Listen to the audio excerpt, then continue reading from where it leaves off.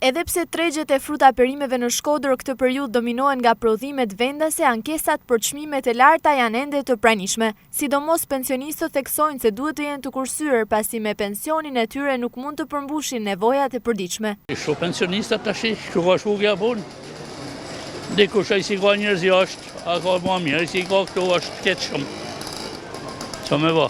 Disa të arsyeshme, disa të pa arsyeshme. Përgjithësi të arsyeshme. Përgjithësi. Mandej ta frutat janë edhe fjeshtrat, normal.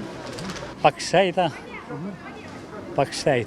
Si me thonë vetë i lojmë da po ble, edhe i blem që janë më të emergjencë. Ne pensionistët e vështirë me i ble, do të blem ka pak, sa për ditore, konsum ditore.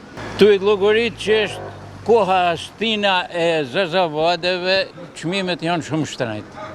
Në çdo artikuj për çdo ditë e më shtrenjtë. Vetëm domatet që janë fije lira dhe të mira, të tjerat janë shumë shtrenjtë. Tregtarët i njohin shqetësimet e pensionistëve, por theksojnë se çmimet aktuale të fruta perimeve janë më të pranueshme se në të njëjtën periudhë të vitit të kaluar, sidomos në krahasim me prodhimet që vijnë nga importi. Zazavadet nuk janë shumë shtrenjtë.